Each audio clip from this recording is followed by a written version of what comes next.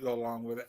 All right. Hello, everyone, and welcome to another episode of the Black Spinner Music Podcast with me, Andy Rodriguez, and Al Horta. How's it going, Al? Hey man, it's going great, man. How was your Christmas, Andy? Oh, my Christmas was great. I stayed home and I had gotten a lot of music gifts, and this room looks real nice right now. But like I was telling our good friend Jerry Soupy, the thing about Christmas is that you get a lot of stuff, and this room really looks like a mess right now. Yeah. All this all over the place. I'm like, ugh. Because my wife had bought me the shelving, Okay. additional Okay. shelving over Gotcha. here, so I had to rearrange a lot of stuff. And when I rearrange a lot of stuff, I don't put stuff back. I just walk around it. But Okay. I got to work on that. But yeah, my Christmas was really good. What about yours, man? Mine was good too, man. Just I was home Christmas Eve, and then with my family, and then Christmas Day early we got up and opened gifts and stuff, and then some friends of ours that used to live up north in Staten Island, they invited us over and went there for brunch and just hung out, watched football, ate, drank, you know, and cool. Came home, and then some neighbors of ours invited us over at night, so it was kind of a pretty full Christmas day. So, and then it was nice, and then my company had given me off the next day too, the day after Christmas, but we had the option if we wanted to work, we could work and make double time. So I just ended up working because it was worth it, you know, Oh yeah, making double the salary. So yeah, I wasn't really gonna do much that day anyway. So yeah, that's cool. might as well make the money. Yeah, yeah. Like I worked. Oh well, I just had Christmas Day off, but I worked after that, and my boss goes, "Are you sure you want to work?" I said, "Yeah." I mean, it's easy money because it was slow the day after. I Oh, mean, okay. I just stood around and told jokes that nobody laughed at, but that's all right. I still got paid. I still got paid. So, also, I was gonna tell you, um, we had a visiting priest at my church for Christmas, and he's gonna be here for a month. But his original diocese, his church is in Long Island, Oh, okay. New York. I forgot the name of the church, but he'd been there like for over 40 years, Oh, wow. and he just came down here to see his family and help out. He'll be going back in a month. So I thought that was pretty cool. I said, "Oh wow, that's pretty neat." Yeah. So what we're doing today is we are going to share our top 10 albums of 2023, and but also we have a great segment that I'm really enjoying called "What's Spinning." So what's been spinning with you, Al? Well, last week I went to a record store and I picked this up and I've been listening to it. It's REM's first EP, Yeah, Chronic Chronic Town, Town. Mhm. and this was the it was only like $20, but it was the reissue. It was the record store day reissue that came out a while back, and it's actually numbered too. I don't know how many were pressed, but mine's 2234. It's on blue vinyl. It's nice. It's got 5 songs, and it's the first EP that it Yeah, first release they ever put out. And I love early REM. I mean, I love most REM, but the early stuff I really love, man. I love this first EP, and I never yeah, had it on vinyl, so I picked it up, and it was worth it. So I've been listening to this, man. It's really good stuff, man. I love REM, man. Great yeah. I band. got that one on vinyl too. That's such a good start. You have Everything this one? goes for that. Yeah. Mhm. Do you have the original pressing, or you have this record Original store? pressing. Original, Yeah. nice. Mhm. Yeah, Yeah. yeah. I A friend of found it mine's. years ago, but Oh, okay. I absolutely love it because it's the steps to everything that comes afterwards, Yeah, yeah, yeah, especially during those IRS years. yeah. It's really good. Which they were really good. Very fresh band, groundbreaking. I mean, had such a different sound. And Yeah. I loved it, man. I thought they were um, pretty innovative. Pretty.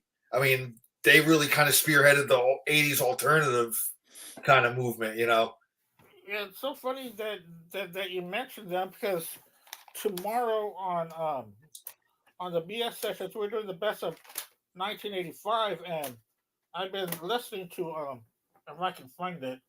Kind of hurt my neck earlier, but the reconstruction. Um, Fa- Fables of the Reconstruction. yeah, Okay, yeah, that's a great album too. yeah, it really is. I know that I had it here next to me. No, I don't have it with me. I don't know what I did with it. I That's told you okay. it was a mess. Yeah, no, that's a great album too, man. Yes, it Yeah, really is. But that Chronic Town, man, yeah, I did that too, is man. really good. I've been wanting this on vinyl, and it's nice, man. I mean, I'll show it real quick. Yeah, sure. Um, there's the back of it with the guys on there, Yeah. and it's on blue vinyl, so it's on. So this was a record store day release. So I think it was I don't know how many years ago it was already when they reissued this, but one day, man, if I'll keep an eye out. I'd like to get an original pressing, but if you get like mint ones, usually go for a pretty good buck. Oh wow, really?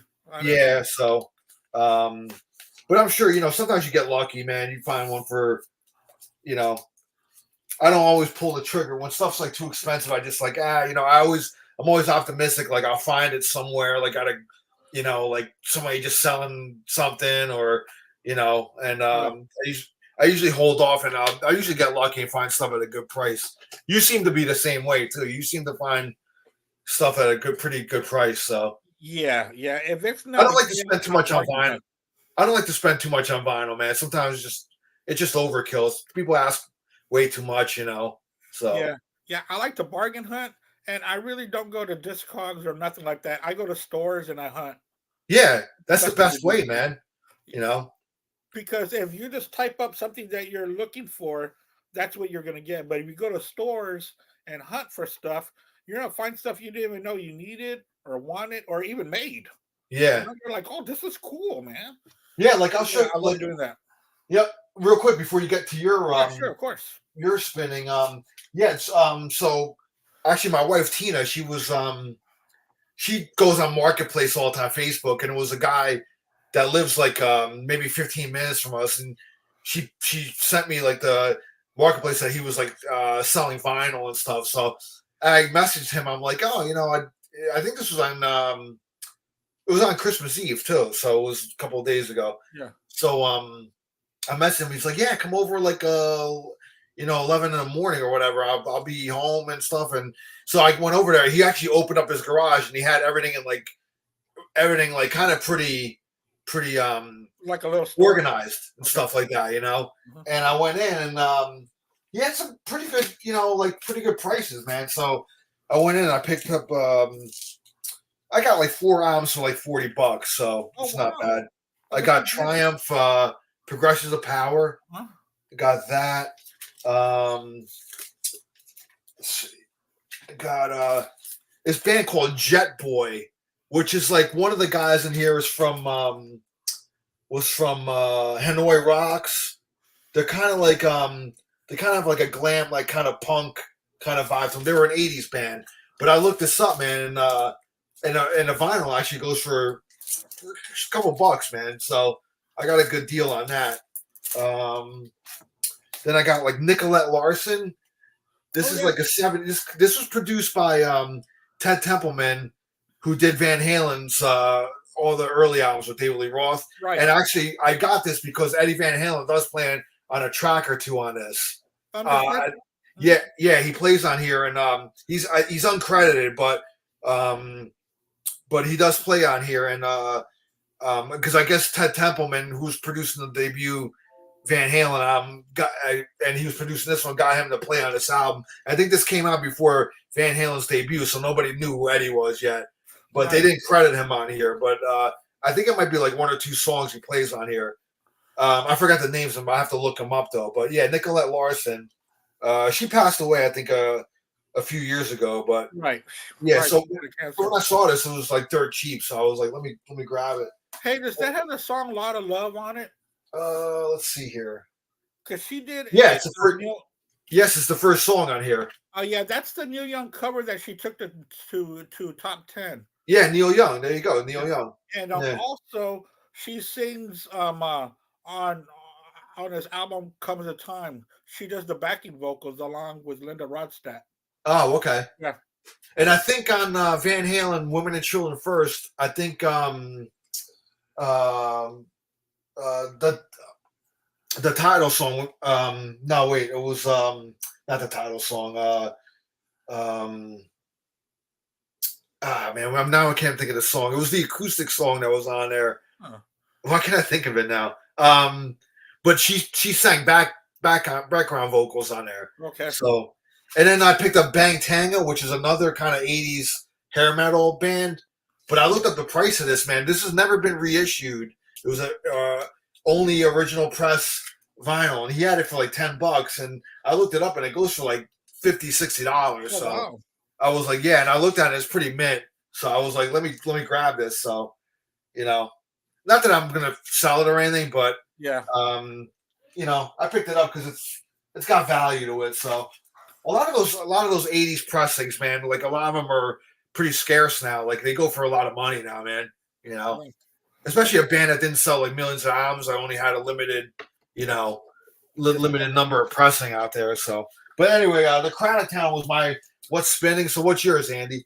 Oh yeah. What's spinning with me is that Saturday I went Christmas shopping for my wife, and I like to look for antique stuff for her. So I went to a antique shop to look for some stuff, and then they had a rack of CDs. I had to stop. Yeah, of course. And It like calls you, man. yeah, it really does. And this is my first CD by this band. It was released in 1994, and I hope to get more, find more. But I felt like this was a good start. A Date with the Smithereens. Oh yeah, man. Yes. Although it's a '90s album, Yeah, it's still a good album. It's for still a good album, though. So you never had any Smithereens, right? this is my first one, and I Okay. listened to y'all's what y'all like, and you always talk highly about the Smithereens. So I said, you know what, I'll go ahead and grab it, and it sounds a little different from what I'm used to. The guitars were a little bit heavier, a little bit more distortion, Yeah.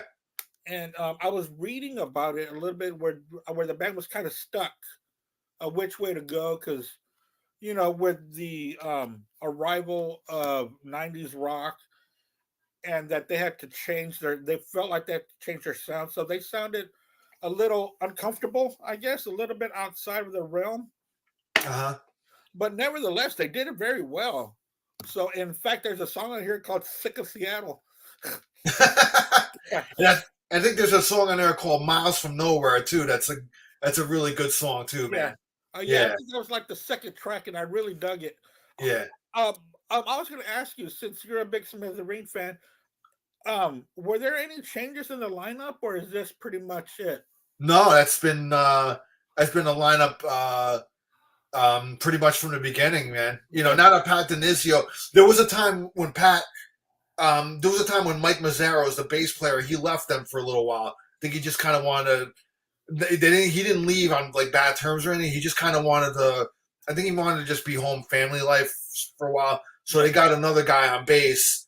They call him the Thriller, which is pretty funny.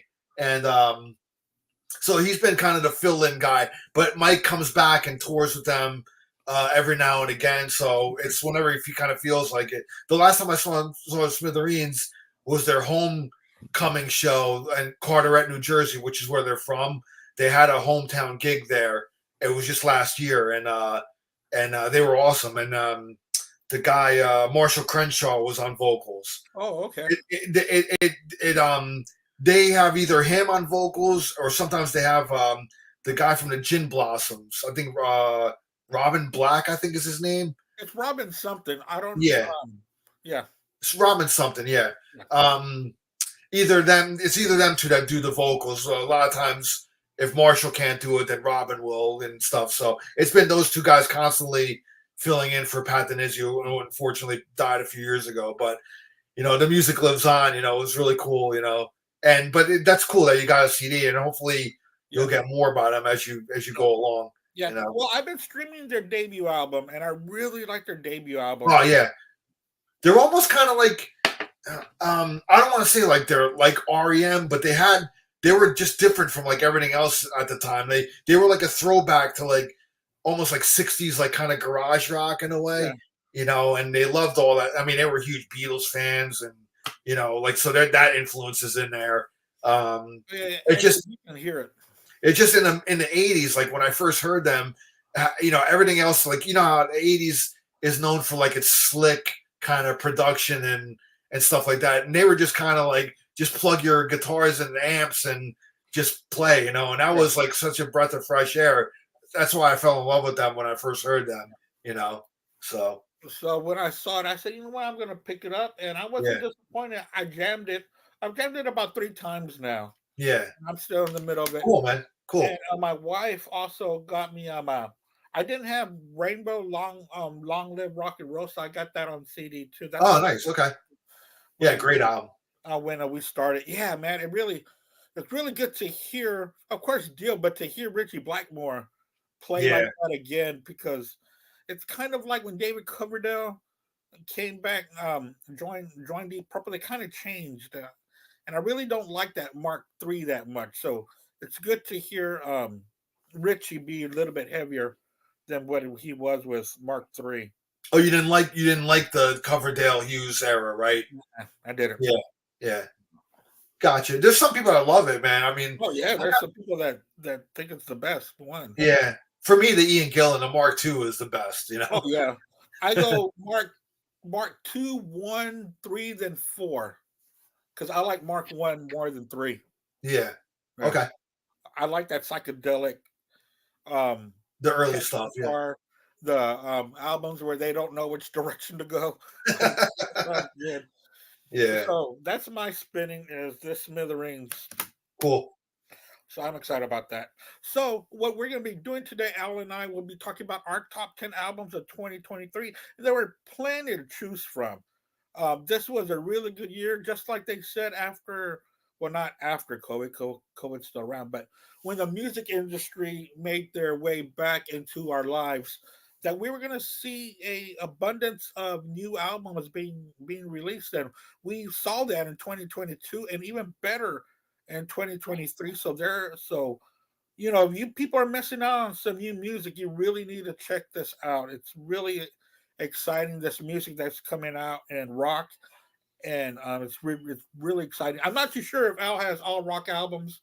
I know I pretty much do, and a little bit heavier than I thought that I would. So go ahead, Al. You want to start it off with number 10?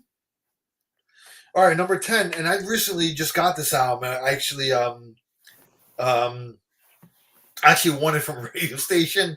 It was Ann Wilson from Heart, and she has an album out this year with a band called Trip Sitter. It's Ann Wilson and Trip Sitter. It's called Another Door, and it's actually signed by Ann too. If you see there, Oh wow! yeah, it's autographed by her. Yeah, I see that. I'm gonna put this on number 10 because I've been listening to this album. I got it recently, but I liked it so much that I was like, I gotta put it in my top 10. Because it's really good, man. Like I love her vocals. I love Ann Wilson. She's probably might be one of my favorite female uh, vocalists of all time. Yeah. Um, she could very well be my number one. Um, and her vocals still sound great, man. I mean, there's been rumors of Heart reuniting and stuff, but she put out this album this year, so I wanted to touch on it. She there's some like kind of acoustic and like mellow, but a couple of things rocks out, so it's kind of like a mixture of like all different kind of stuff. And it's just got her distinctive vocals on there, so I really recommend this, man. Ann Wilson and Trip Sitter, Another Door. So I'm gonna put that at number 10. So and it's cool. It's autographed by her, man.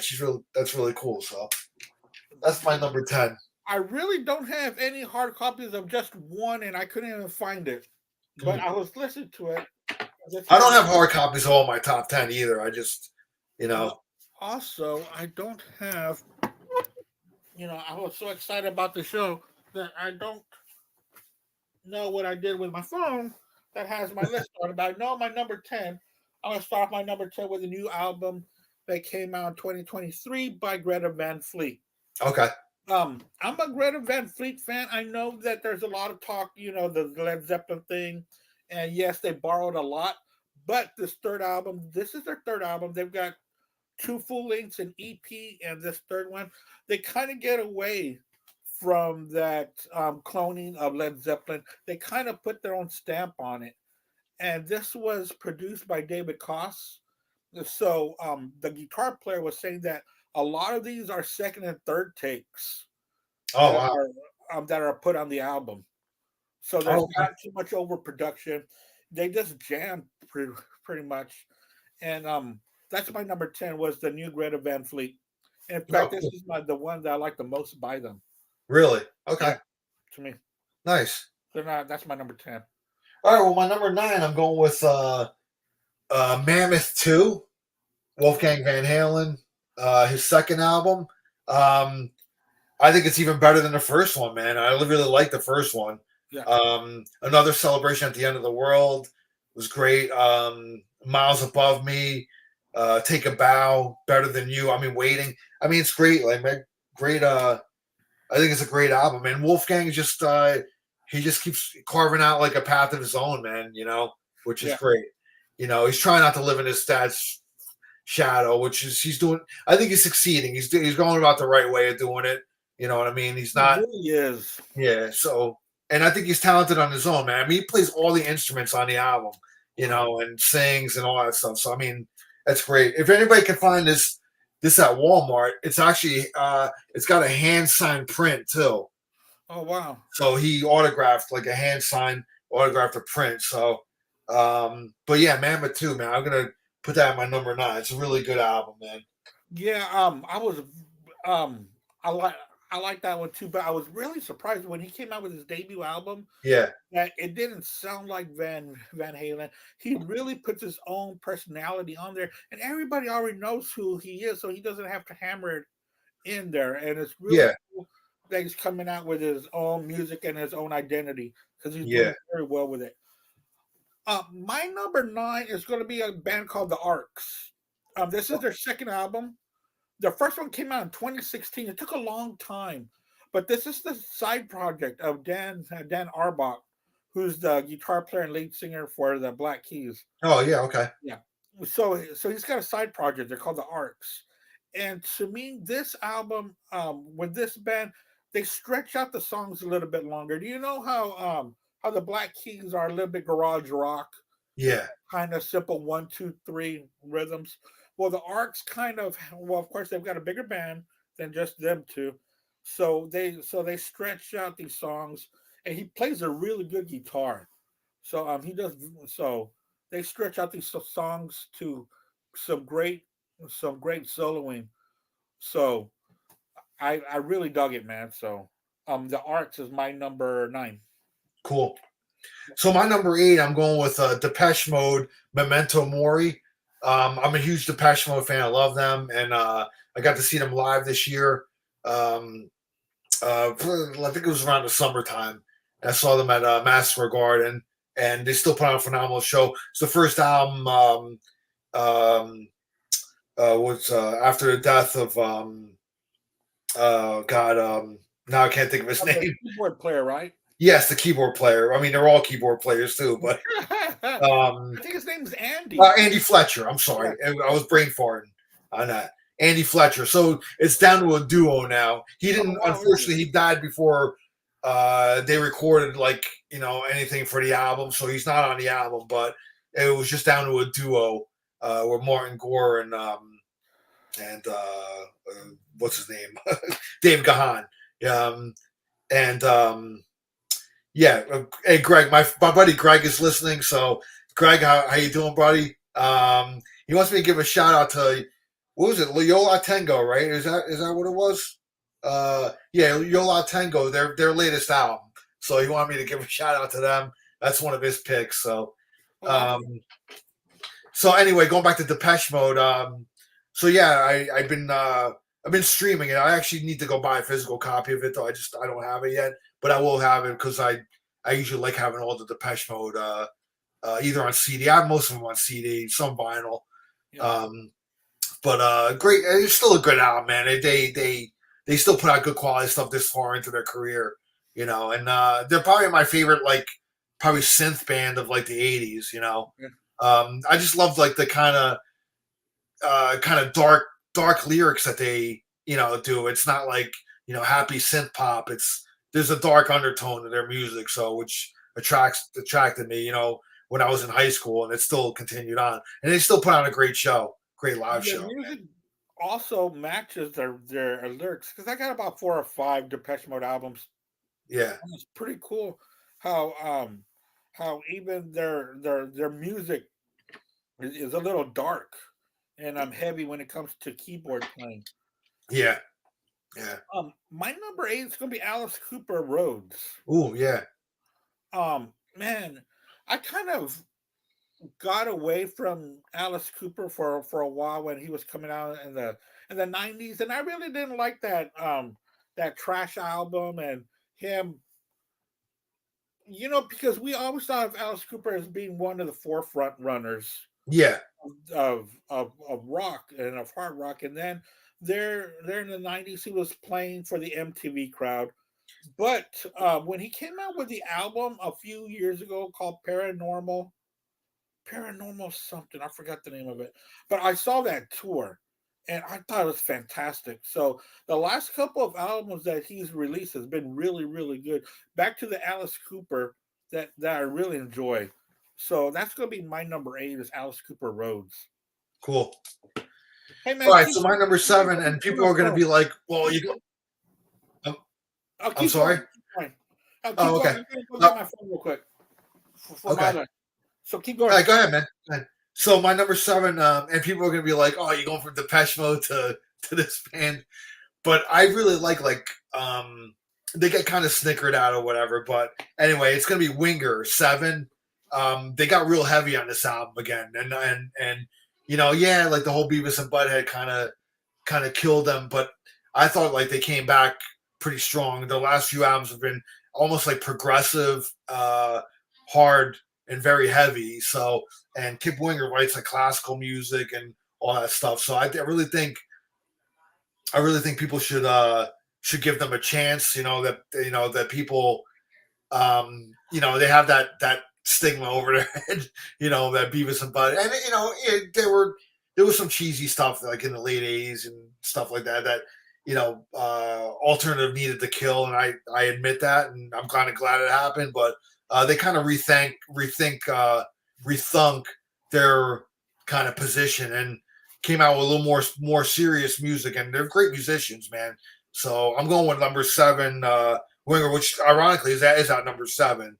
So that's my 7. So Andy, if you got your 7 there, Yeah. What was your number 7? it was Winger 7. Oh, okay, okay. They got real heavy on this album again, like you know, um, and Kip Winger, man, he was writing some pretty good lyrics, man, like pretty dark actually. Like they're not the Winger of like 1988, that's for sure. They're more serious and stuff. So That's that was a pretty big hit, and he did a lot of press for that. yeah, Yeah, yeah. yeah, and And it got like good reviews. It got like pretty positive press. So yeah, it did. I think it's been a lot of years since like the whole Beavis and Butthead thing, and I think the stigma kind of got a little lifted from them, but they still get a little snickered at. The name Winger. You know. Yeah, but they've always been good musicians. I want to say a shout out to Jimmy James Schwartz, man. How's it going? Hey, what's up, Jimmy? Yeah, man. I I've always liked Winger. Unfortunately, I don't have him on my list today. But that was a good album. My number, where are we? 7, right? 7, yeah. 7. I'm going to go with an album by Boy Genius. It's called The Record. This is composed of 3 supergroups. They're primarily, they're all women, and it threw me off when I said Boy Genius. But yes, they're all women, and they are singer songwriter Americana music, and their harmonies are just so haunting, and their storytelling is fantastic. There's one of them, I forgot her name, but there's a falsetto that they throw in there, and they play them a lot on XM's Alt Nation. Oh, okay. And they also premiered on Saturday Night Live like a month and a half ago. They had performed. That's where I found out. I was all like, "Oh, they're women. That's why their harmonies are so beautiful." And they jam out a little bit on some electric solos. So I found that also to be a curveball that they'll throw in between well, not in between, but in songs. So throw in some solos, and sometimes their vocals might get a little gravelly too. Oh, okay. So Boy Genius, but it's very smooth um vocals on that, and I really dug it. Because my wife listens to a lot of alt nation, but she doesn't like this band. She said that they're too whiny. But I like that slow storytelling kind of writing. So my number seven was Boy Genius. Oh, cool. Yeah. All right, so my number six, man, and this is a guy I've always loved, and I love the early stuff that he did with Genesis, but I'm going with Peter Gabriel's I.O. I've been listening to this. As a matter of fact, I streamed it last night, and I was listening to it.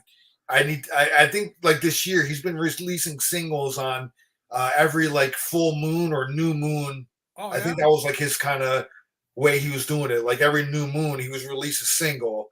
Not until like the whole. I think he did the whole album, and now he released the whole album. And I need to go pick it up. Actually, I want to go pick up the deluxe version that has a Blu-ray audio, which has a surround sound mix of the album, because I love the surround sound mixes that he does. Man, it puts a lot of work and care and production in the way. You know me, I love like that surround sound Yeah, you do. mix of albums. I always talk about that on shows and stuff. But I mean, I think it's been his first album in over 20 years of like new material, and it's been a long time. And I kept running, I didn't really like stream the songs as they came out, but I finally, when the whole album was out, I finally like streamed because I wanted to hear the whole album as a whole, Yeah. because to me, Peter Gabriel's an album guy, and he puts his art into the album, and this is definitely a really good one. I really dug it, man. When I was like listening to it, I'm like, yeah, he's such a great artist, man. You can't go wrong with like any of his stuff, and he made two mixes of the album, called a bright side mix and a dark side mix. So he had, I think, two producers or two mixers kind of give like their own idea of like how the album should sound. And so you can get like I think you can get two different mixes on when you buy the album, I don't think that the mixes are drastically different, but there are differences you can hear, which is kind of cool. He gives it two perspectives, which is kind of cool, Yeah. And Peter Gabriel, man, it's like he kind of thinks of stuff like this. It's only him, man. You know what I mean? He's very, and very it's so arty. cool because his music can sometimes be bright, like on So, or Yeah. be so dark, like on Peter Gabriel's 1, 2, and 3. Mm-hmm. Stuff like that. So Yeah, it's very like him. yeah. So that's my number 6, man. Peter Gabriel, I.O. Oh, awesome! I gotta check that out. Yeah, definitely, I man. really do. My number 6 is going to be the Rolling Stones, Hackney Diamonds. Great album, man. I think it was a great, strong album this year. Yeah, it was produced by Andrew Watt. I'm going to talk about another Andrew Watt produced album here in a little bit, but he really did bring out the best of these guys.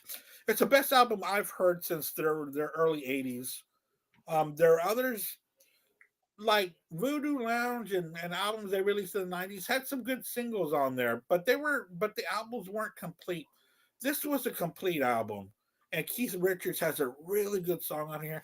I can kind of, and the reason why I dropped down is I can do with that with I think it's 10 or 12 minute song that they did with Lady Gaga, which is the second to the last track. I can do without that.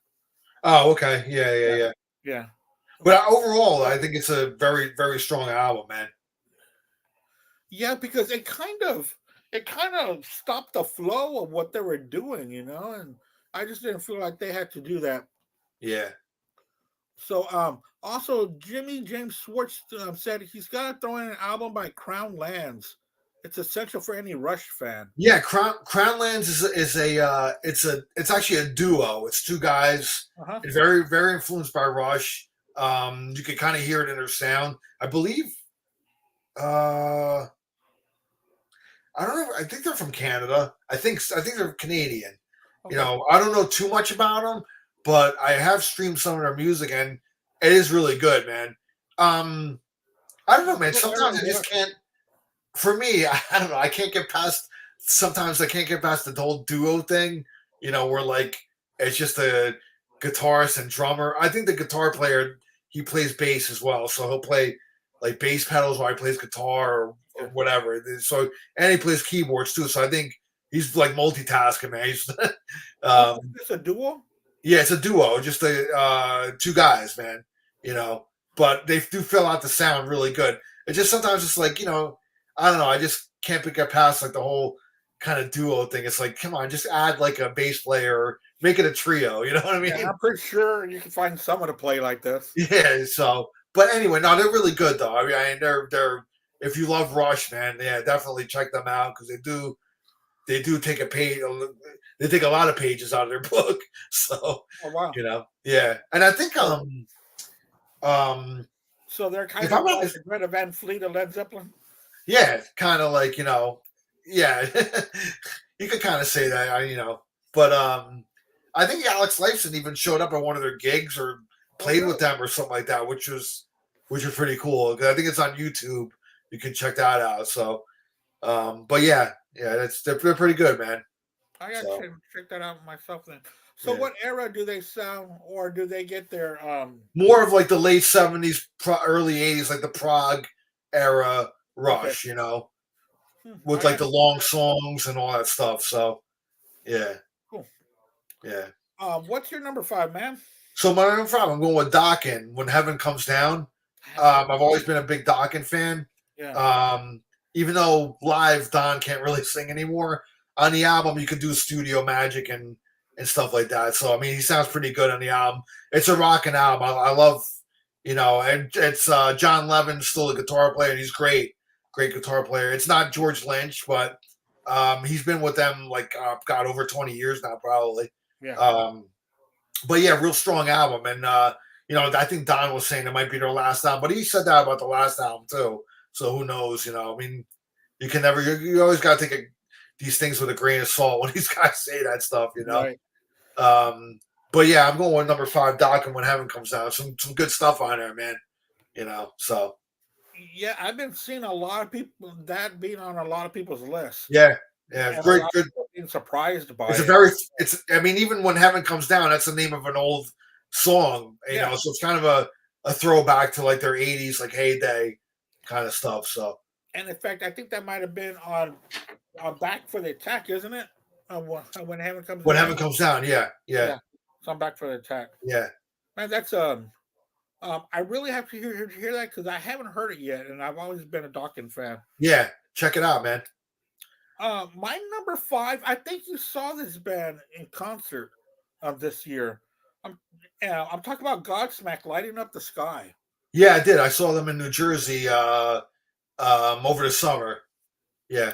Dude, this was a really good album. And if I wasn't doing these vidcasts or these kind of shows, I would not be paying any attention to Godsmack at all. I would just skip this album and just moved on. But because we do stuff like this, and because I'm listening to more and more new music, I threw it on, and it is classic Godsmack. I mean, plain and simple. I mean, if you like Godsmack from the early 2000s, you're gonna like this album. Yeah, it's definitely a throwback to their beginnings, man. Like the first like 2 or 3 albums, you know. So yeah, because they kind of lost me there for a little bit, where I just wasn't paying attention. But then, when I knew that we were going to do a show like this eventually, so I listened to it. And man, it's really good. I really enjoyed it. I thought it was a good album. Cool. Yeah, my number 4, man, I'm going with the Stones, Hackney Diamonds. Oh. You touched on that already. I think it's like one of the best Stones albums since the early 80s, man. For them to be like 80 years old, man. 80. I know. They come out with an album this strong. And I know there's, I know Eddie Canestracci hates it. Yeah. there's certain people that like, I don't like it, but I just don't hear that. I think you hear a very solid, good, really good late era Stones album, man. I think I dig it more than like their last more than the last 5-6 albums. So everybody always like, when they come out with a new album, it's the best since Tattoo You. It's the best. It's not, I mean, but this one really kind of like, That's true. I really think that I really think this one is, Yeah. really good, man. So I did like their last album, the blues album, the Blue and Lonesome. I thought that was pretty good, when they kind of went back, a throwback to their blues roots and stuff like that. But and if that was like kind of like a setup for this, that's really good. But there's some rocking shit on here, man. Yeah. They seem like charged up, And I think it's a shame, that Charlie Watts passed, but Steve Jordan, who played with Keith Richards, I think the Expensive Winos or solo, took over, which I think he's a good replacement. It's I think Charlie's even on a couple of songs though. He is on a couple. I just don't know which ones. Yeah, I'd have to look through the liner notes or the credits, but right. But yeah, again, man, I think it's a great album, man. I think this year, like the Stones, I mean, the running joke was like the Stones and the Beatles come out with new stuff, and it's like, what is this, like 1968? New 69. It's pretty funny, man. It kind of is, but listen, those bands are iconic, man. You can't get much more higher than them. Even though I wasn't a big fan of that Beatles song Now and Then. Oh, okay. Right. And that's because I love everything by the Beatles, and when it came out, I could kind of see why John and George were against, because it was supposed to kick off Anthology 3. Okay. But George didn't like it. Okay. So they put it away. So Merry Christmas, and also yes, someone agrees with me about Lady Gaga being a little bit too much on that song, and I think she is. Yeah. And then they closed it off with a track by what's his name? Keith Richards. No, by Muddy Waters. It's a Muddy Waters cover. Is it Keith singing it though? No, it's not. It's not. No. Okay, but Keith does sing a song on there, right? Yeah. He sings an original track on there. I'm trying to think which song it is. He sings. Hold on, because my uncle ordered the album and then he burned it for me on cassette. Okay. Because he used to always record his albums on cassettes and like pass them to me when I was a teenager. Okay. And he still does it for me now that I'm almost 50. He still does it for me.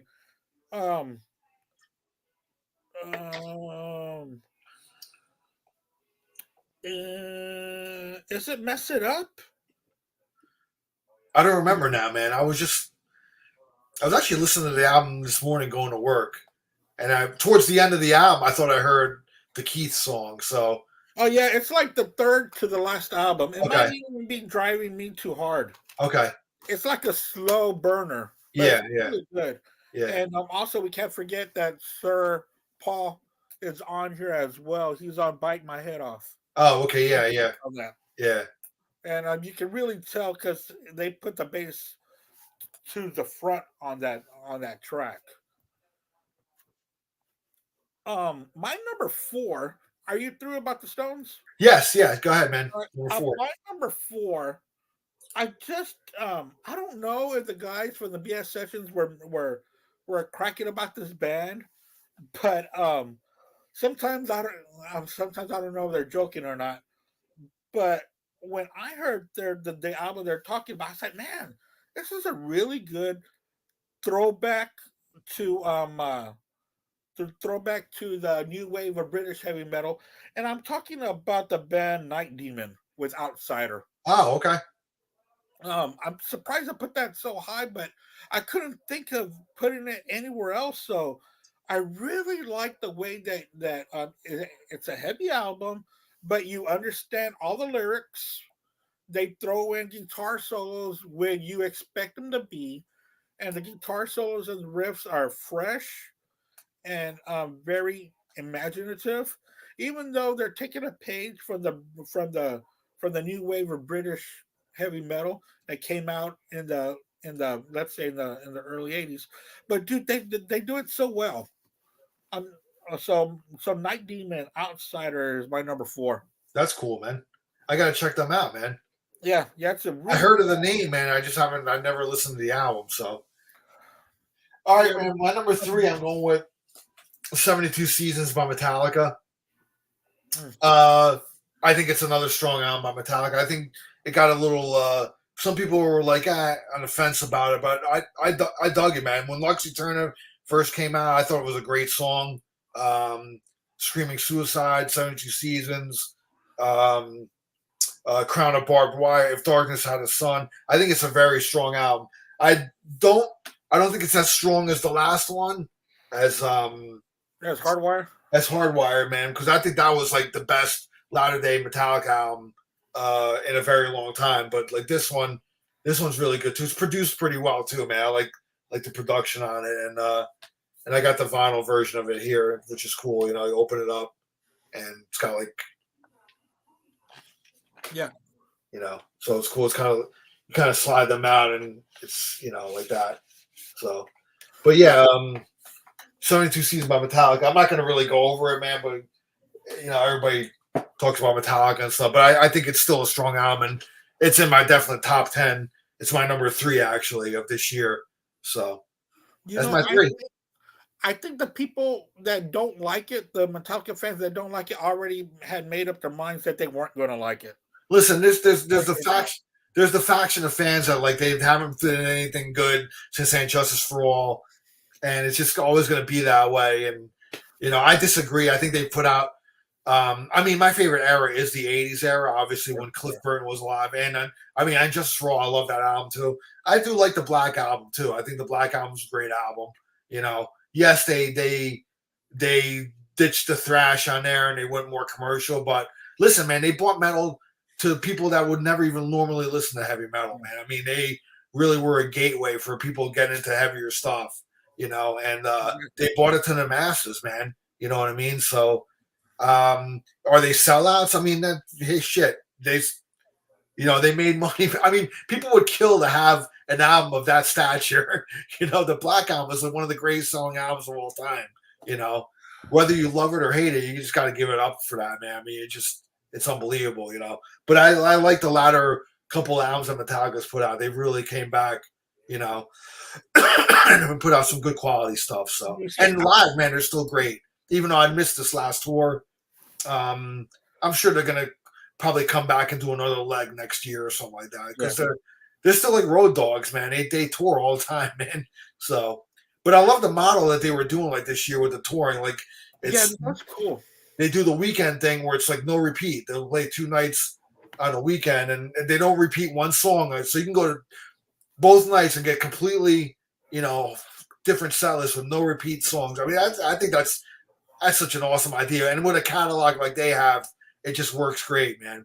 And Metallica fans, I mean, hardcore Metallica fans are rabid, man. They love that, man. They love that kind of stuff. So, you know, for them not to repeat a song that's a bonus. So, so that's my number 3, 72 Seasons. You know, when it comes to Metallica, I love everything up until, and Load was okay. Load was okay. Reload and Saint Anger, I just didn't dig, but I love the Death Magnetic. Love Death Magnetic. Yeah. And you know, Hardwired, and that album too was strong too. So yeah, Death Magnetic, Hardwired, and this one, man. I think it's been good, man. They've been really good again, you know. So yeah, Hardwired, they came back strong on that one, man. I just Saint Anger was just such a misstep for them. I just thought that album was pretty terrible, you know. Yeah, it was. I mean, I know that they were going through a lot of stuff, man, but I mean, wow. I mean, it's just like, I mean, for a band of their stature to even like put that out, kind of just, I was like, wow, dude, you know. But whatever, man. They came back. Yeah, but every band that we love have their missteps. Yeah. That's what's fun. Part of the journey is that you go through the ups and downs of a band. Yeah. And then when they come out with something like this, you rejoice. Yeah. You know, that they've found their way back from We Love. My number 3 is going to be, I was talking about an album that was also produced by Andrew Watt, and that's going to be Iggy Pop, Every Loser. Oh, okay. It's, you know, he's got his old cohorts for Andrew Watt, just like the Ozzy album. He brings out Chad Smith again, Duff McKagan, and I forgot who was on guitar. I gotta look that up. But For Iggy Pop. yeah, Yeah, I don't remember, man. but but it was somebody that was very contemporary rock today, and of course Andrew Watt for the guitar parts. But I was thinking about this just a couple months ago when I was hearing this album. It's really cool how they employ fans of like Ozzy, where they play Ozzy style music, like his last two albums. They do the same thing with Iggy Pop. They play Iggy style pop music like they loved, and the Stooges sound that they idolized. And of course, you got Iggy Pop's smart ass lyrics. Yeah, He's still a badass dude. I can see I can see him record this like um, shirtless. with jeans, shirtless, or probably blood splattered on him. Oh yeah, man, I really dug this Iggy Pop album. I've got some of his albums, and I do like the Stooges. I like that energetic sound. So That Iggy raw, Pop, that raw, like almost it's garage. Yeah, it's the proto raw punk, power, man. the proto punk stuff. You know. Yeah, it's Yeah. raw power. So that's going to be my number three is "Every Loser" by Iggy Pop. All right, man. My number two, I'm going with KK's Priest. This is KK Downing's band from Judas Priest. I think his album, "The Sinner Rise Again," very strong album, like one of the best metal albums of the year, man. Honestly, and I like it better actually than a Metallica one. It's got Ripper Owens on it, man, and like it just smokes, dude. And for people who love like that kind of like Painkiller era I was Priest, about to say, it reminds me so much of Painkiller. yeah, yeah, if you like that real heavy Painkiller era type, and even Jugulator because Ripper's on there Yeah. when they got like real heavy and stuff. Yeah, that's this album like just smokes, man. And they actually announced some tour dates here in the U.S. and they're playing down here in Florida, and I'm really toying with the idea. It's not close to me. I'd have to travel probably like 2 hours to get to it, but I know Ralph Vieira's going to it. He said he bought a ticket for it already. And I'm contemplating on going. It'll probably sell out because I don't think the venue is very big. So if I'm going to get on it, I might have to get on it quick. So, but yeah, they're finally touring over here in the States. So, yeah, I mean, I think this album is like my number two, man. It's really, really good album. And I've been liking the stuff I've been hearing from Priest. So I know their full album is going to be coming out next year. So Yeah. I'm pretty sure that'll probably end up in my top 10, or if not top 10, at least my honorable mention. So I love Judas Priest. So, Yeah. but my number two is KK's Priest. The Sinner Rides Again. Yeah, Tim Ripper Owens is coming here to Houston in February, playing a solo show. Oh, he's doing a solo show. Oh, Yeah, okay. yeah. So I'm Wow. gonna go check that out because it's not far from here, and it's in a small place. Mm, It's a small place actually, cool. where mainly like a cover band will play. Yeah. And the first time not the first time, but I went there to when Eddie Trunk came out with part one of his book. Yeah. He was there to promote it, and a UFO cover band was playing there that day. How fitting for him. Right. So so I want to go check that out. I'm trying to tell myself that I'm going to go see at least one show a month. I got That's my thing for 2024. Oh, okay. Yeah, is that, and to buy my wife a gift for Christmas, at least one gift a month, so that I'm not running around 2 or 3 days before Christmas trying to buy shit. Yeah. I'm gonna at least buy one a month, the 12 months of Christmas. So that's my New Year's resolution. So what are we at? We're at number two. So we're at number one now. Oh, no, I didn't do my number two. Oh, you're at number two. I'm sorry. Go ahead. My number two. This album was not talked about enough, and I'm so surprised. It was like released and left. This was their best album ever since There's Nothing to Lose, Foo Fighters. But here we are. Man, it is such a good album. Because they really had released some bad stuff the past few albums that they were releasing. You know, that Medicine at Midnight, and then they did that DG's thing, even though it was just for play or whatever. You know, it was still a release, and I didn't like it. And I You really didn't like you didn't like Madison at Midnight?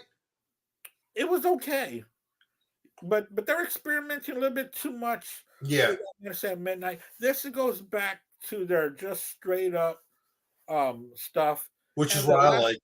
yeah, and their last track is all you can tell it was for the drummer. You can just tell by the lyrics. I think it says something like, "It's okay, you can rest now. It's okay, Yeah, you can rest now." yeah, So you yeah. can tell it was about Taylor. I mean, they're yeah. I mean, obviously they're grieving. They're grieving because of Taylor. Yeah, That was. Um, I mean, I kind of figured that they were still going to continue on after he passed because there was, I mean, it's very much Dave Grohl's band. You know yeah, what I mean? But Taylor was so close to Dave. I mean, those two were like brothers, man. Like when he yeah. came into the band, they bonded so tightly. I would go to see them at shows, and they would just interact with each other. And I don't know, man. Like for me, Taylor passing, I honestly thought Dave was going to call it a day on the Foo Fighters. I really thought he would, and he probably toyed with the idea too. He's like, how am I ever going to I'm pretty have sure. Yeah, somebody sit behind me that's not Taylor? You know what I mean? I guess he probably kind of rethunk the whole thing, and it's probably just going to be just kind of a different because I haven't seen them live yet without Taylor, so I'm kind of curious if I do see them live, what the dynamic is going to be live, without Taylor being there. yeah, Because Taylor was a fun guy, man. I mean, he would come out and sing like Queen, and it was just so great, man. The guy was just so full of life, and for him to really like just kind of like let it go like that, man. It saddens me, man. yeah, Like addiction's a real thing, man. It's just when it yeah. grabs you, it won't let go. And I just really wish he could have shook that thing, man.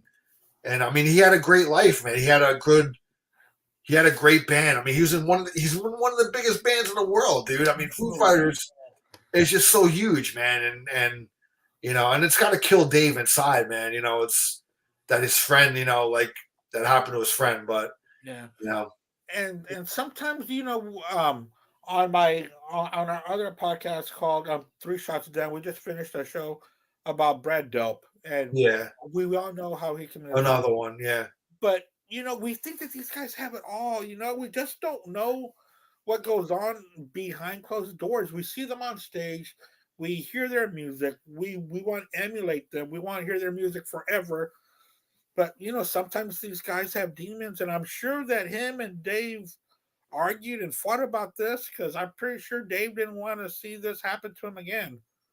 You know, and yeah. unfortunately, it happened. I remember I had seen Taylor. He had this a cover band that he fronted called Chevy Metal. Chevy Metal, yeah. Yeah, and I saw them once. They were so much fun, man. Oh, I'm sure they were, man. He played guitar and was the front man. Yeah, So he was like all over the place. So that was really fun. He played a lot of Van Halen. that's great, man. Yeah, he was great. He was so much fun. So yeah, dude. If y'all have not heard the latest Foo Fighters from 2023, you got to check it out. It's called "And Now Here We Are." And Yeah, dude. You're right, man. It's like the album came out. It got like some, but it seems like it kind of like died out a bit. Like nobody really talks about it much. And usually a Foo Fighters album kind of lasts a while. You hear. I don't know. I think it seems like Dave doesn't do much press right now. It's ever since Taylor's death. It's not like how he was always like out there and yeah. everything. It just seems like kind of like they just kind of just put the album out and just kind of just. I think they're just doing like festivals and Oh they're well, just. they toured also small. They played at a small venue here. Oh, okay. Yeah, but it's sold out in minutes. But Oh, of course, yeah. before that, I could even get on there because it was like if I want to call it a 8,000 seater, that's pushing it. that's small for them. Yeah.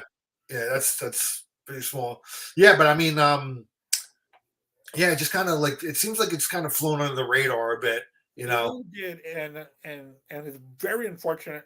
You should check it out. If you find Yeah, that. I gotta admit, man, I never even picked it up yet, but I do like to get the Foo Fighters stuff, so I'll eventually get it. It's just so you know how it is, man. There's so much music out there, and So much. you know, and it's like you only have so much room for like physical product. It's like you really want to get what you love, but I mean, there's so much stuff that I want to get rid of too and make room.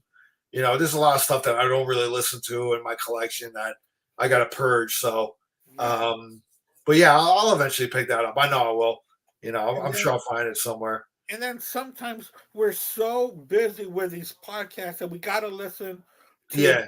Well, that's people what I like. come up for the shows and But that's the thing I like about the podcast too, because somebody will have an idea for something and it'll make me go and listen to the album. And if I love it enough, man, I'll go and buy it or yeah, whatever. You know what I mean? So, which is, and I've discovered so many different bands from all you guys, man. Everybody that's been on the podcast and podcasts that we've been on and all that stuff. I mean, that's a nice thing, man. Everybody brings their own flavor. You know what I yeah, mean? So yeah. you Well, might not like everything, but that's the beauty of it. You yeah. know?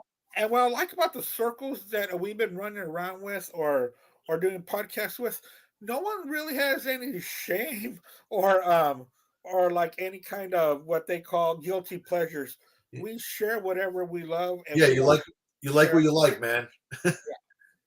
Yeah. Number one for 2023, Al, what is it? Dude, I gotta go with the Winery Dogs, number 3. Oh, It's their third album. They only come together every like couple years to make an album, and I went to see them earlier, like in the middle of the year again, or even a little earlier. Yeah, early in the years before summer when I still lived up in Jersey. I got to meet Mike Portnoy and Billy Sheehan again. I had Billy Sheehan the second time. I didn't get to meet Richie Costano. I really wanted to meet him. He didn't come out for the meet and greet though. A friend of mine that I was with at the concert, he knows the manager or the road manager of Winery Dogs, so he kind of yeah, he got us back there to meet. But I think Richie wasn't feeling that great that night or whatever. They put on a tremendous show, yeah. so if he was not feeling well, he certainly didn't show. He didn't show up on. It didn't show up on stage, but and then he apologized to my friend like later on because my friend Mitch, he knows Richie, so he's like, "Yeah, I apologize, I didn't come out. He just wasn't feeling up for it or whatever." But I got to hang out with Mike Portnoy and Billy Sheehan. It's just kind of a loose kind of meet and greet hang. You just kind of hang out and talk, man. It's not like they run you through and stuff to meet. It's a really cool. I love the way they do it, man. It's at the they pick a little spot in the venue, and then they just come and they you just hang out. You talk with them and hang out, and it's all lasted like a good like 40-45 minutes. You Oh, know, really? yeah, so it was pretty long, and Billy was a sweetheart, man. He'll talk, and you ask him like anything you want, man. I mean, and he's really really cool guy. And Mike Portnoy was cool too, man. I got to meet him. I always wanted to meet him. He's a great drummer. I always loved Dream Theater, and actually, it was funny when I bought like it was a Dream Theater like fan club like CD that if you remember the fan club, there's the only way to get it, and it was their first one. It was their first release. So when I handed it to him for him to sign, he's like, wow, man, this is a rarity, and he was laughing and stuff. But he signed it. It was really cool, man. A cool moment. I got a picture with him and Billy and really nice guys. I really wanted to meet Richie, but I'll meet him one day, man. He's they're so talented, 3-piece, and their album is great, man. If you haven't heard Winery Dogs' third album, Didn't. check it out, man. I mean, great musicians, man. So that's Yeah. my number one. Yeah, I did not hear that one yet. But Will Toth says, good choice, Al. Thank you, Will. Good choice on that one. Yeah, So it's time for power trios, man. yeah. Yeah, you too, y'all's power trios. My number one has already been spoken by Al. My number one is going to be 72 Seasons by Wow. Metallica. Yeah, That was the CD that I had. Well, that's all right, man. I'll show the vinyl for you. playing it. Now I can't find the cover. Yeah. But man, what a great album. You know, some people say, oh, their songs are too long. It's Metallica. We always love their long songs, their endless riffing. And man, Robert Trejo really sounds great on this bass. Man, he's Oh, really flashing that bass, man. yeah, man. Um, and the songs, you know, you get into Hetfield's writing, and his writing was so dark into the psyche again of the human mind or of life. And you know that's what we love about Metallica. And I think they got away from that with the Load and Reload and the Saint Anger, and it has really come back. That strong songwriting, the of the darkness, really has come back since Death Magnetic. Yeah. Oh, yeah. Very excited for this album, and um, I was not disappointed at all. So Metallica's 72 Seasons is my number one for 2023. You got any honorable mentions? Yeah, I got a couple, man. And actually, some of my honor mentions are actually reissues that have been put out. But the first one's not a reissue. It's actually and I saw these guys with Living Color earlier this year, and it's Extreme's latest album, Six. And this is actually a vinyl my friend John picked up for me at the show because I got him a ticket for nothing, and he wanted to thank me, and he bought the vinyl. It's actually autographed by all the guys. Oh, cool. Yeah, Nuno, Gary Sharon, all of them. It's a really, I mean, I know Extreme kind of is divided. Like some people like them, some don't. I like them. I liked them when it came out, and I love Nuno Bettencourt as a guitar player. So, and Rise, the first single on here, his solo got really talked about like this year, man. Like it was one of the best guitar solos of the year. So I had to give it a little shout out for my honorable mention. You want me to go through all of them? You can say whatever you want to talk about. I can. What I really want to say about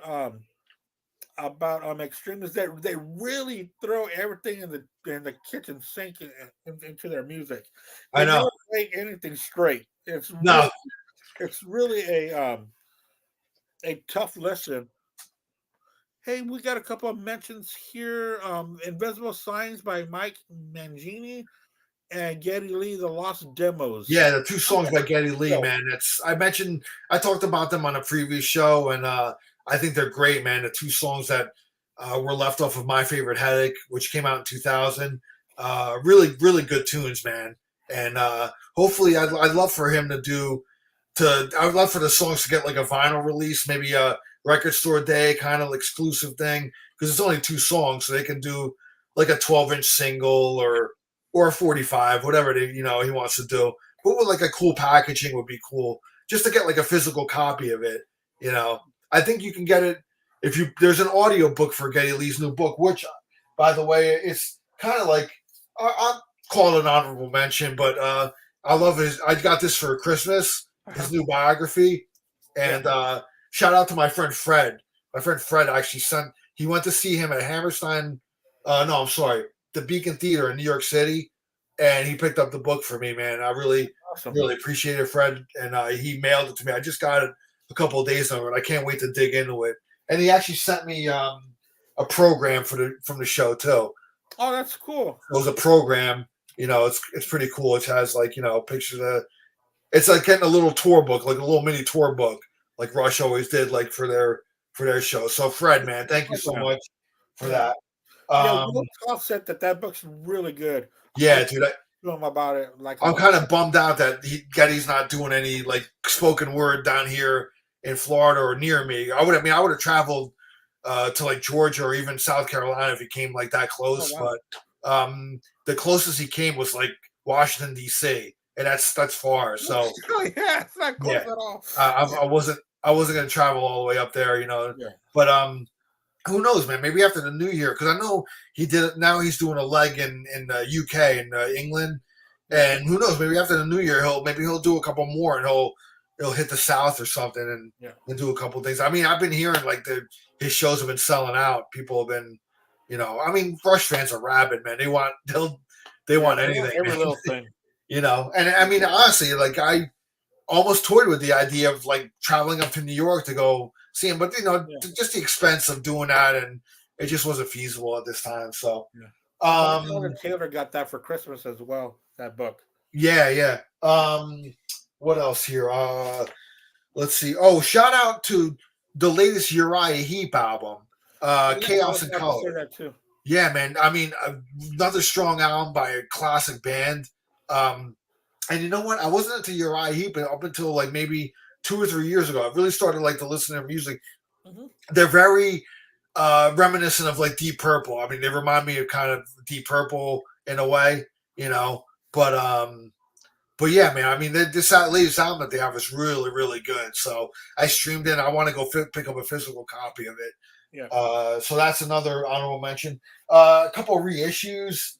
I want to give a shout out to this Dio box set.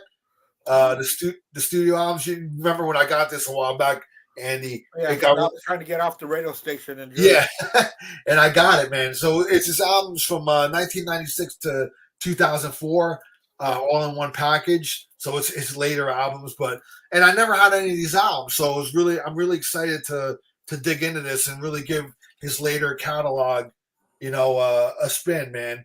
So he's got some really good stuff, and it's cool. It comes with a 7-inch single too. It's kind of what a albums bonus. are on there? What's that? What albums are okay? We got Angry Machines, Magica, Killing the Dragon, Master of the Moon. So it's really like 4 of his later albums, and it's got a bonus like 7-inch single on here. So and it's cool. It comes in one nice like package. So that's a reissue that I want to shout out. And my wife got me this for Christmas. Obviously, I'm a huge Rush fan, so she got me the picture disc of Signals, which is cool. Yeah, and look at the dog peeing on there. I love the new artwork that Hugh Syme did. So that's the picture disc there, and the deluxe box set of Signals, man. So I got the box set, man. The big boy right here. Big boy, yeah. And it's got the 5.1 Dolby Atmos surround sound in here, and it's got like some cool. The only thing that disappointed me was it didn't come with a live show. So usually, like their box sets usually come with a live show, right? So what I heard is that like Rush didn't multi-track any shows on this tour, recorded any shows. I was thinking, there must have been soundboards though. I mean, you can record a soundboard on a cassette.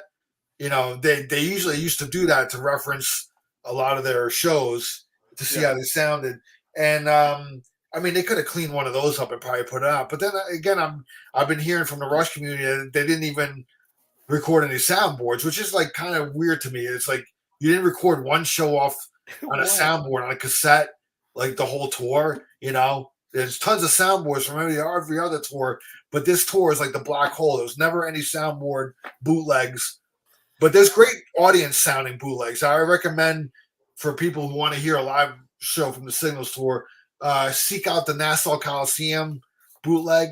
It's one of the best audience recordings of the tour. That's all you're going to get is an audience recording. It sounds really good, close to like official release quality. Wow, so really? Wow. Yeah, so Nassau Coliseum from this tour, if you want to hear a live show, which I think they could have cleaned up and probably included in this, but whatever, man. But you get some cool like 7-inch singles on here and hardcover book and stuff. I can't wait to I want to do an unboxing video probably and open it up and check it out. So those are my honorable mentions, man. So Will said that the picture just sounds great.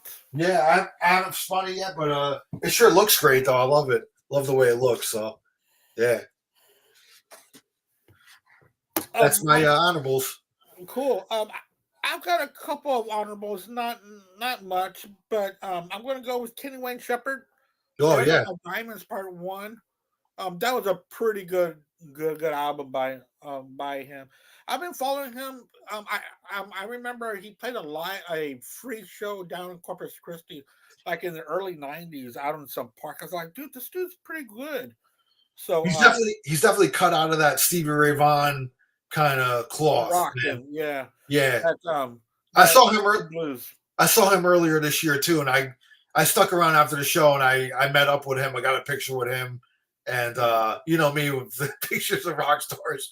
Yeah, yeah. So I'm surprised their whole house isn't full of them. no, it'll be one day, man. I gotta get them up from frames and frame them. But yeah, that's a good one, man. One of them that I did not put on my top 10, and I didn't put on my top 10 because uh, after a while, it just sounded like one big song, and there wasn't enough personality for me to put in my top 10. But Queens of the Stone Age, Oh, okay. Times New Roman, Yeah. was a pretty good album, but I wish it was done a little bit with a little bit more personality put into it. You know, it's full of riffage, no doubt, but it's just one riff after another. It was just too much for me. That's why I didn't put it in my top 10. And also, the King Wizard and the Lizard Gizzards. Oh, okay. They released 3 albums, of course, in 2023. But I went with their foray into heavy metal. They released a heavy metal album, and I think I sent it to you off of you the YouTube, because you can stream it. I think I sent it to you. It's probably like I'll have to last look back, like man. I don't early this remember, month. man, getting it, but yeah, Yeah, they're kind but of like yeah, really good they're album. kind of like they're kind of like psychedelic in a way, kind of stoner rock, kind of. Yeah, it's kind of stoner rock, but they always seem to change their genre, even though it's always rock. But they always go to some different foray of rock, if it be alternative rock or straight rock or punk rock. But this one's their metal album. Cool. And in fact, I will get the name of that album for you in just a moment because I liked it so much. I sent it to everybody I can think of. I think I wrote it down here, actually. What was the name of that album? Oh, it was. Is it? Yeah. That's why I didn't write it down. No, I guess I didn't write it down. Yeah, I thought I did. it's Petro Dragonic Apocalypse or the Dawn of the Eternal Night and Ah, okay. Annihilation. And it says here that they go into thrash. Oh, okay. So it's like their thrash album. It's really good. I liked it. I gotta look for it. I know that I saw it on CD when I was at the music store like last month, but I hadn't heard it yet. And I looked at the album cover and it was like Godzilla. I was like, I don't know about all this. But now that I streamed it now, I want to go back and grab it. So that is one of my honorable mentions, and that's about all that I have for my honorable mentions. Cool, man. Yeah, yeah. Great. Hey, well, thanks a lot. This was a good show. I knew it would be our best albums of 2023. Next week, we are going to have a vinyl battle. We are going to have Rats Out of the Cellar versus Motley Crue Shout of the Devil. And we will have guests. Metal Mike will be on with us, and so will Mark Alden Taylor will be on that episode. Tomorrow, I'll be on the BS sessions with Cool. Mark and Jerry. We are going to be doing the albums of 1985. Cool. Yeah. Yeah, mid '80s, man. Yeah. I'm curious to see what you guys come up with, man. I've got a mixture of pop and rock, Yeah, yeah. which is the way that it was back then. So I Everybody want was throwing everything at you. to wish everybody Happy New Year because it's gonna be coming up. So this weekend, and I want to wish you a Happy New Year as well, Andy. And again, great to be on with you, brother. And hopefully this new year, man, we're gonna be bigger and better, and Yeah. gonna come with a lot of ideas, man. So hopefully our little gathering grows, man. Oh yes, this will grow. I got a lot of ideas, and mixed with you, I'm pretty sure we got a lot of shows to take us well into 2024. Yeah. So I'm very excited for what 2024 is going to bring us, and we're also planning on taking this show into the podcasting world. Yeah. With just it being audio, but I sure do love video too.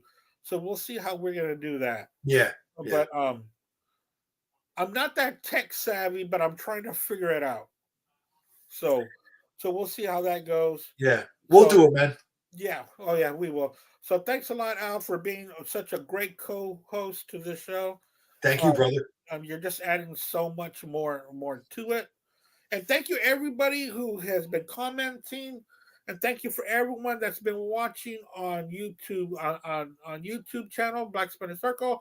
Also, I saw the numbers going in and out at Al's YouTube page called Be Cool or Be Podcast Out, and I've seen the numbers go up and down for Facebook Live and all the comments. Thank you so much to Will Toth for being such a big part of not just the comments but of being a Black Spinner Circle guest on our show when Yeah. he's on. So thank you so much, and we will see y'all next week on next Wednesday, guys. And see you next year, man. Yeah, next year. Happy New Year, everybody! And thank you so much for making this vidcast something that we love doing weekly, and when we do it because I know that y'all watch and y'all like it. So thank you so much for watching. You're making this great.